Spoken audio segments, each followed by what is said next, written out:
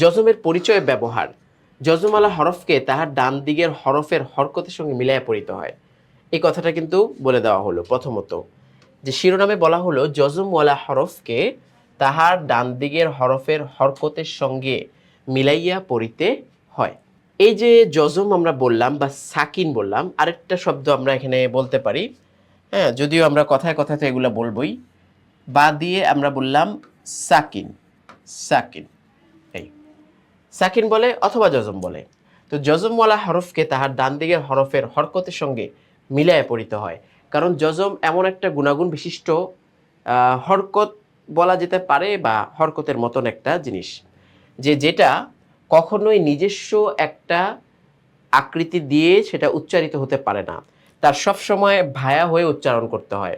কোনো একটা হরকতের সাথে সম্পৃক্ত হয়ে আগের হরফের হরকতের সঙ্গে সংযুক্ত হয়ে তার উচ্চারণটা হয়।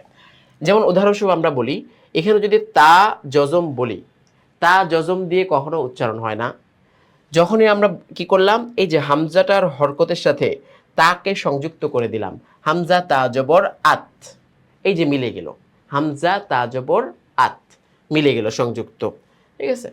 তো এই সংযুক্ত হয়ে হয়ে এই যজমগুলোর উচ্চারণটা হবে। যজমের মতোই ঠিক আরেকটা জায়গা বা আরেকটা চিহ্ন এমন রয়েছে, যেই চিহ্নটাও কিন্তু অপরের ভায়া হয়ে উচ্চারিত হয়, যেটাকে আমরা তাসদিদ বলে থাকি। তো তাসদিদের নিয়মটাও পরে আসবে।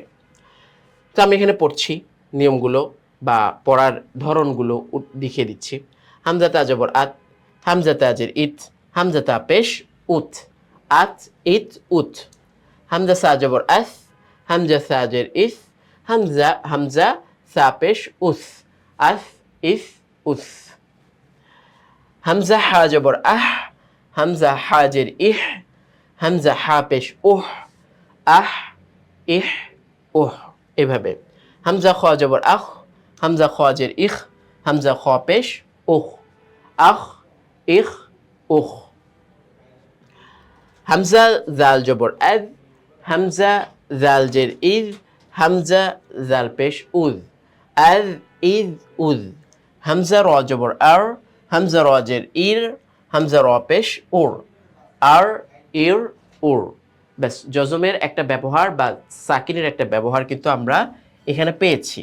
এখন আমরা কি করি সবসময়, যে যেই জিনিসটা আমরা শিখি ওটাকে আবার অনুশীলনের মাধ্যমে, উদাহরণের মাধ্যমে তুলে ধরার চেষ্টা করি, যাতে করে জিনিসটা আরও বেশি মাথায় গেঁথে যায়।